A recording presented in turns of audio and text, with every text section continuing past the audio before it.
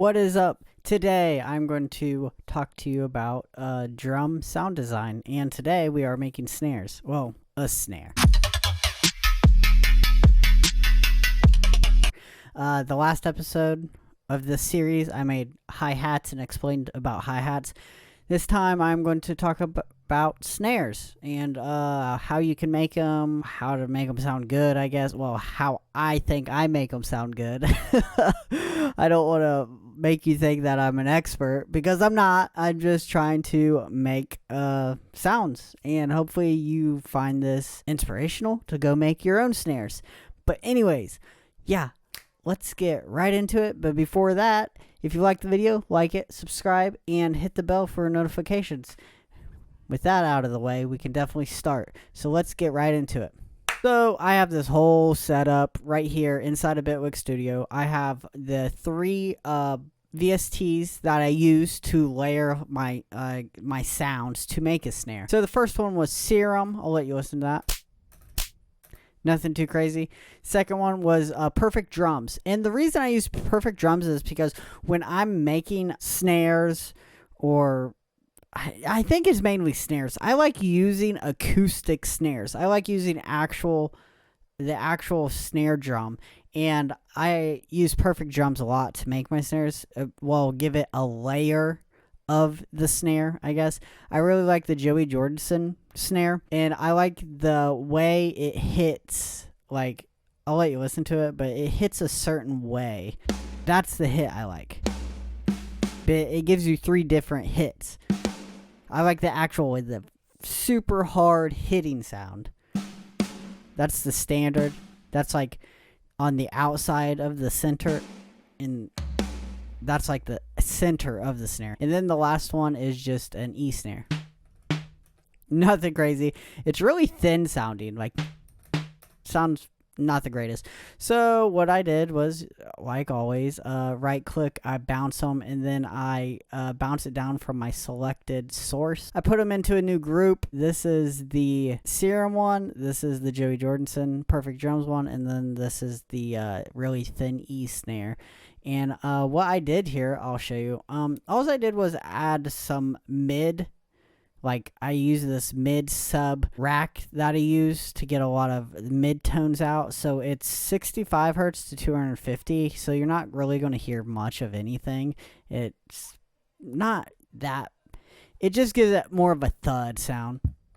That's the texture I'm trying to get. More of a low-end sound from this hit right here. And then the Joey Jordison sounds a little different. I EQ'd it more like a snare. And I actually, all I did was I added this snare effect processing rack inside of Bitwig. And then I just messed with a few things inside of it because I thought it sounded really good. And another thing is, if you find a preset of say you use like a compressor and it says snare, and you click on it and it sounds good on the sound you're making, definitely just use it.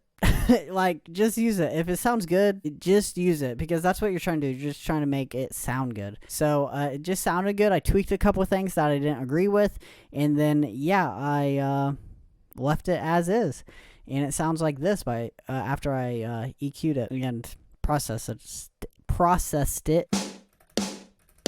Has a really nice slap. Really, really nice. And then the last one is just that really thin snare. I EQ'd it as best I could. I added some distortion to it to give it a little bit more fuzz, like gritty sound. And it's really thin, but it gives it this nice texture, and I'll play it all together. And the most important thing about when you're making sounds is to mix them together.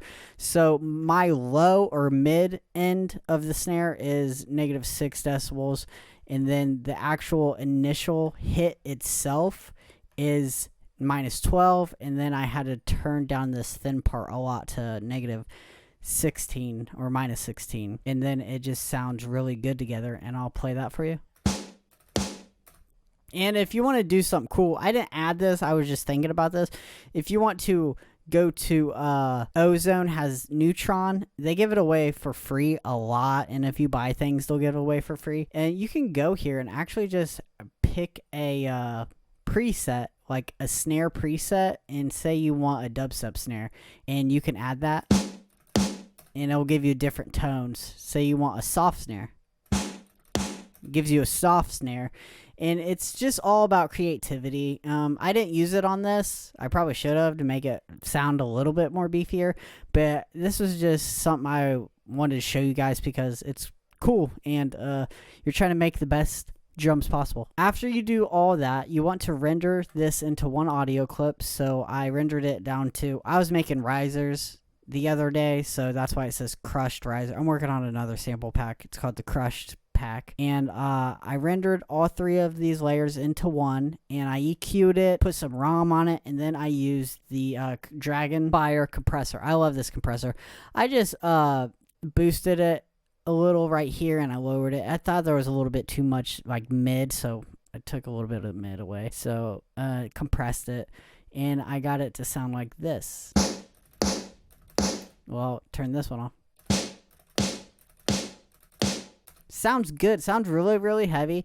And then I bounced it down. I ended up naming it Snare D Sharp 5 because it's the 5th snare in this other pack I'm making, and it's the key of D Sharp, and it sounds like this. It sounds really good.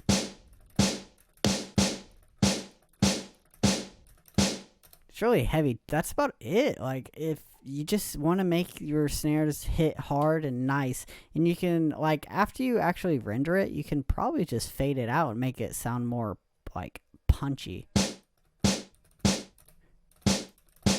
Sounds good. But yeah, that's how you can make snares. Pretty good advice, I guess. Or kinda. Thanks for watching the video. If you liked the video, give me a like, subscribe, hit the bell to stay notified, and I got more songs coming, more music, and I have a pretty cool video coming up. I took a scene from a anime, and I redid the sounds inside of that one scene, and it's an interesting video, and I enjoyed doing it. So yeah, I'm working on that video, and hopefully you stay tuned for that. But other than that, I hope this was great for your ears and great for your brain. I hope the knowledge really helped. So anyways, I'll catch you guys later. Peace. Bye.